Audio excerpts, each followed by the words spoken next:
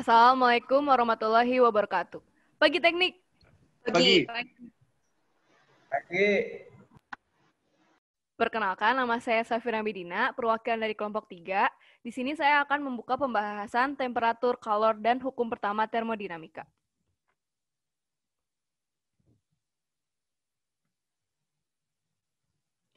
Sebelumnya, saya akan memperkenalkan rekan-rekan saya yang lainnya, yaitu ada Kansa, Safira, yaitu saya sendiri, Aisyah Rana, Aikon Mada, Muhammad Usamah, dan Ilham.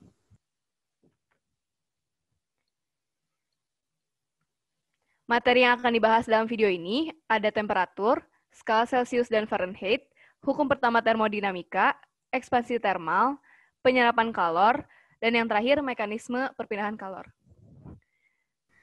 Sebelum masuk ke subbab yang pertama yaitu temperatur, jangan lupa like, komen, dan subscribe ya. Yeay. Yeay. Yeay. Yeay. Jadi yang pertama akan kita bahas yaitu temperatur.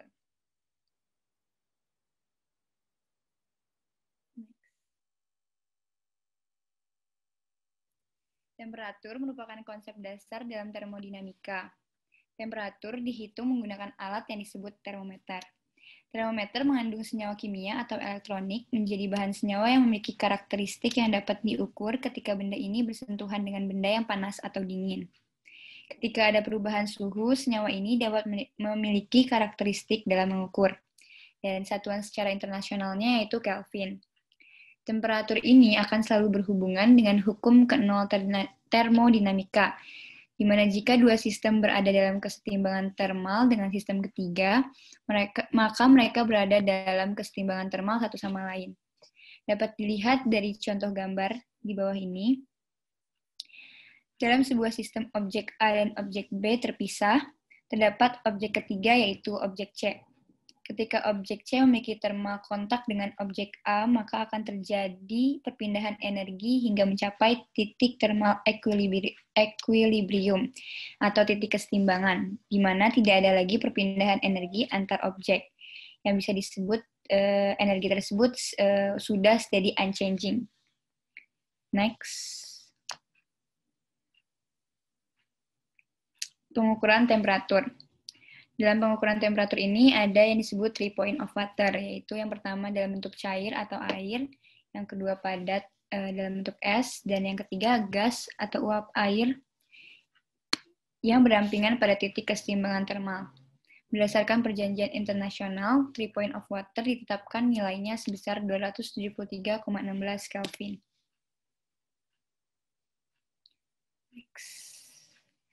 Volume gas konstan termometer. Dari gambar di samping ini terdiri dari bohlam atau bulb yang berisikan gas dihubungkan dengan tabung ke manometer merkuri, dan dengan menaikkan dan menurunkan reservoir B, level merkuri di lengan kiri tabung U selalu bisa dibawa ke skala 0 untuk menjaga volume gas tetap konstan. Temperatur apapun yang mengalami kontak termal dengan bohlam ditetapkan sebagai T sama dengan Cp, di mana P merupakan tekanan yang diberikan gas dan C konstanta. P atau tekanan itu bisa dirumuskan sebagai P0 min rho GH. Selanjutnya, jika bohlam diletakkan di 3 point cell, suhu yang sekarang sedang diukur adalah T3 sama dengan CP3, yaitu P3 merupakan tekanan gas saat ini. Dengan mengeliminasi C antara persamaan 1 dan 3 akan menghasilkan rumus T sama dengan T3 dikali P per P3, atau tetapan suhu yaitu 273,16 Kelvin dikali dengan tekanan awal per tekanan saat ini. Kita masuk ke contoh soal. Dua volume gas temperatur konstan bergabung, satu dengan nitrogen dan satu lagi dengan hidrogen. Keduanya mengandung gas sehingga P3 sama dengan 60 kPa. Suhu nitrogen itu sebesar 373,35 K dan suhu hidrogen sebesar 373,16 Kelvin. Pertanyaannya, berapa perbedaan tekanan dari kedua termometer tersebut pada titik didih air, dan yang kedua, tekanan gas mana yang lebih tinggi? Jadi untuk menjawab pertanyaan yang A, itu pertama-tama kita cari tekanan dari nitrogennya dengan rumus suhu nitrogen per tetapan suhu dikali tekanan saat ini, yaitu 373,35 dibagi 273,16 dikali 60, dapatkan hasil sebesar 82 kilopascal. Selanjutnya kita mencari nilai tekanan hidrogen, sama rumusnya suhu hidrogen per tetapan suhu dikali tekanan, yaitu 373,16 per 273,16 dikali 60, dan didapatkan hasil 81,96 kilopascal. Terus kita kurangi antara tekanan nitrogen dengan tekanan hidrogen, dan didapatkan hasil 0,04 kilopascal atau sama dengan 40 pascal. Dan tekanan gas mana yang lebih tinggi itu dapat dilihat dari nilai tekanannya sendiri, yaitu nitrogen dengan 82 kilopascal.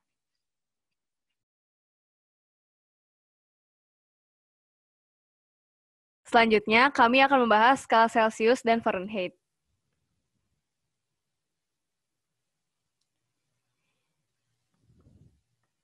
Bisa dilihat dari gambar di samping kiri di sini, yaitu ada skala Kelvin, Celsius, dan Fahrenheit.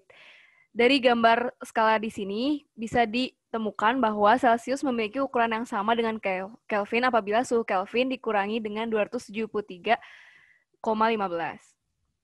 Lalu ada gambar skala, perbandingan skala Celsius, Reaumur, Fahrenheit, dan Kelvin. Di sini kami akan lebih menonjolkan Celsius dan Fahrenheit, di mana titik beku dan titik didih skala dari Celsius yaitu 0 sampai 100, yaitu rentangnya 100, Fahrenheit 32 mencapai 212 yaitu rentangnya 180. Maka didapatkan skalanya perbandingan skalanya itu Celsius dibanding Fahrenheit yaitu 5 dibanding 9. Maka hubungan antara skala Celsius dan Fahrenheit bisa ditemukan bila yang ingin dicari itu Fahrenheit, maka perbandingannya 9 yang ingin dicari dibagi 5, yaitu skala Celsius yang sudah dijabarkan, ditambah 32 derajat. Lalu ada temperatur yang berkaitan. Dari tabel di sini, ini adalah temperatur Celsius dan Fahrenheit. Di sini ada boiling point of water, normal body temperature, accepted comfort level, freezing point of water, 0 Fahrenheit scale, dan scale consist. Dari tabel di atas diketahui perbandingan Celsius dan Fahrenheit itu 100 dibanding 180, atau sama dengan 5 Celsius dibanding 9 Fahrenheit. Selanjutnya kita masuk dalam contoh soal. Pada suhu berapa dalam skala Fahrenheit sama dengan A, 2 kali lipat dari skala Celsius, dan B setengah dari skala Celsius. Bisa dicari dengan rumus yang tadi sudah dijabarkan. Jika ingin mencari skala Celsius, maka jika ingin mencari suhu Celsius, maka suhu Fahrenheit dikurang 32 dikali 5/9. Bisa dimasukkan dalam perbandingan 2 suhu Celsius sama dengan suhu Fahrenheit. Lalu suhu Celsius sama dengan suhu Fahrenheit disubstitusikan dengan 2 suhu Celsius, maka 2 dikali suhu Celsius dikurangi 32 dikali 5/9. Lalu 9 dipindahkan ke kiri, maka 9 dikali suhu Celsius, dan 5 dimasukkan ke dalam, yaitu 10 suhu Celsius dikurangi 160. Maka didapatkan suhu Celsius sebesar 160 derajat. Lalu yang B, dengan cara yang sama, suhu Celsius sama dengan suhu Celsius dibagi 2, karena substitusi dari suhu Fahrenheit ini, dikurangi 32 dikali 5/9. 9-nya dipindahkan ke kiri, maka 9 dikali suhu Celsius sama dengan 5/2 dari 5 dimasukkan ke dalam, 5/2 suhu Celsius dikurangi 160. Maka didapatkan suhu Celsius minus 24,6 derajat.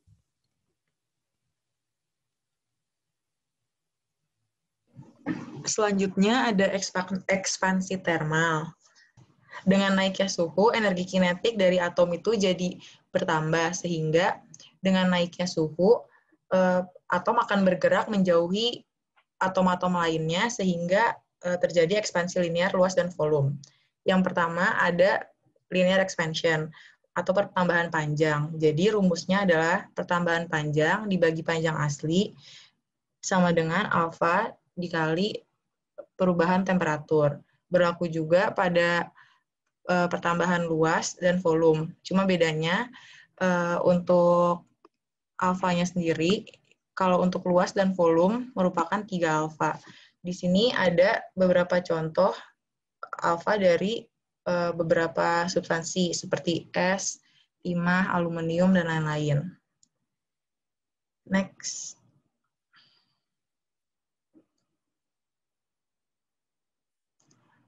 Untuk contoh soal, diketahui alfanya itu 1,1 dikali 10 pangkat min 6. Terus ada volume awal, yaitu 50 cm kubik. Selanjutnya, perubahan temperaturnya 100 dikurang 0. Nah, rumusnya tadi kan ini.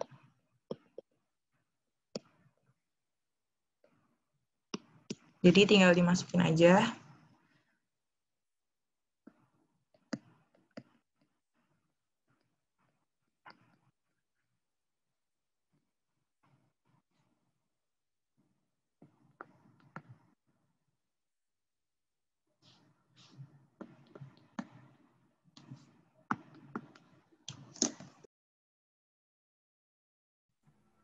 Selamat pagi semuanya. Salam Batang. Jadi sekarang saya akan membahas tentang penyerapan kalor. Boleh di next slide, Mbak? Nah, apa itu kalor? Kalor adalah energi yang ditransfer antara sistem dan lingkungannya karena perbedaan suhu antara mereka. Pengukurannya tuh dalam joule, kalori, atau kilokalori. Nah, kalau gambar di kanan ini, itu adalah penjelasan tentang perpindahan kalor. Jika suhu suatu sistem melebihi suhu lingkungannya, seperti pada A, panas akan berkurang dari sistem ke lingkungan sampai kesetimbangan termal tercapai. Yang B udah nggak mengalami perubahan lagi karena udah mencapai kesetimbangan termal. Yang C, suhu sistem di bawah suhu lingkungan. Jadi panas diserap oleh sistem sampai kesetimbangan termal tercapai. Boleh di next slide, Mbak? Nah, ini ada contoh soal kan. Jadi kayak air sebanyak 100 gram memiliki temperatur 25 derajat Celcius dipanaskan dengan energi sebesar 1000 kalori. Jika kalor jenis air 1 kal per gram derajat Celcius, tentukanlah air temperatur air setelah pemanasan tersebut. Boleh di next slide, Mbak? Nah, ini diketahui yang berdasarkan soal di atas diketahui ada 4 komponen. Yang pertama adalah M-nya 100 gram. Yang kedua suhu itu 25 derajat Celcius. Yang ketiga adalah kalor jenis air 1 tadi. Terus yang keempat adalah energi atau Q sama dengan 1000 kalori. 1000 kal. Untuk mencari perubahan suhu, kita bisa memasukkan persamaan Q sama dengan MC delta T. Nah, delta T sendiri adalah Q per MC. Nah, tinggal dimasukin tuh Q-nya. Tadi udah kita ketahui, dan M serta C-nya juga udah diketahui. Nah, jadi 1000 per 100 dikali 1, ya hasilnya 10. Bisa next lagi, Mbak. Jadi, delta T-nya adalah T dikurangi 10. Nah, delta T-nya tadi adalah 10 derajat sama dengan T kurang 25 derajat, jadi T-nya adalah 35 derajat.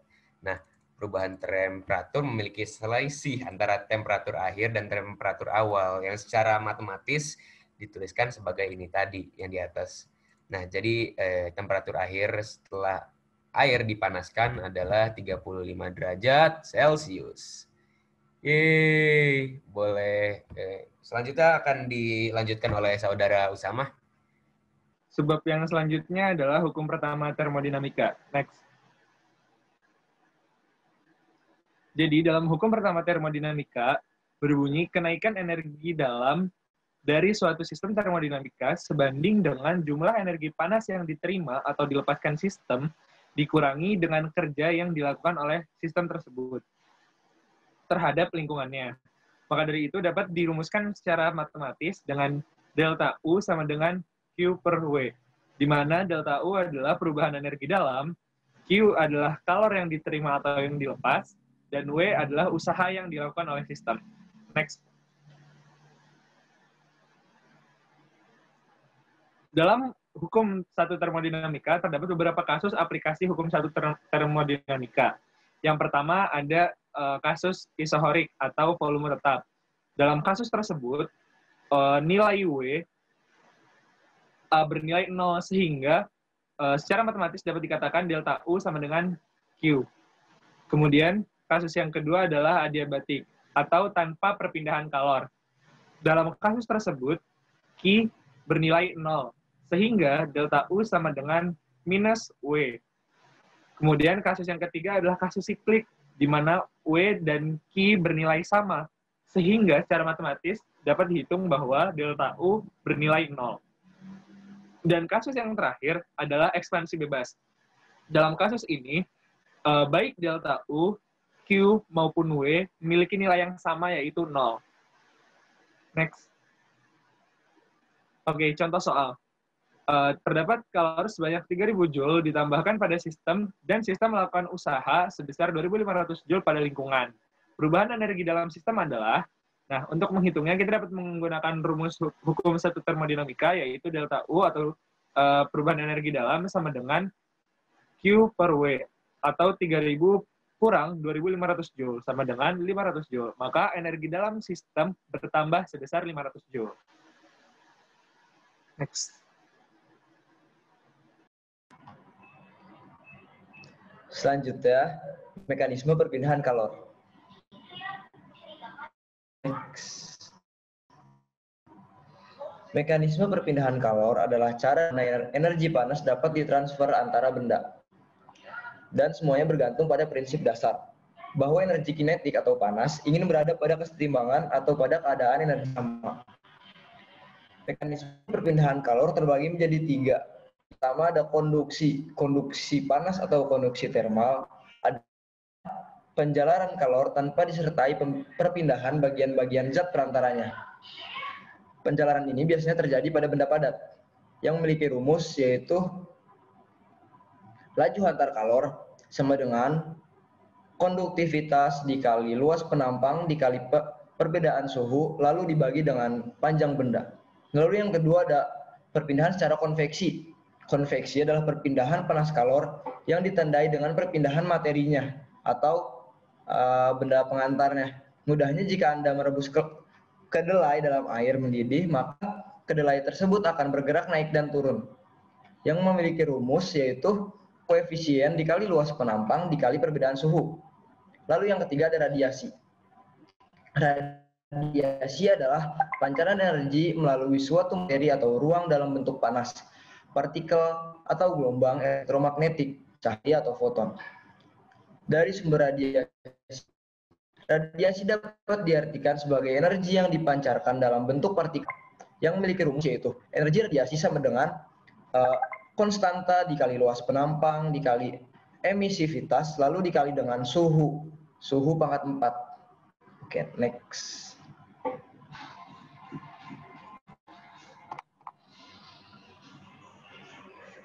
Di sini adalah contoh di foto secara konduksi, konveksi, dan radiasi. Ini untuk foto konduksi sendiri ini adalah besi yang dipanaskan.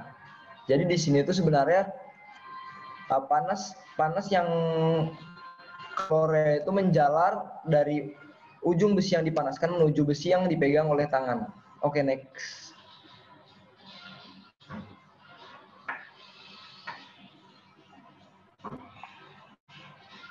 Lalu di sini ada contoh soal, mari kita kerjakan secara bersama.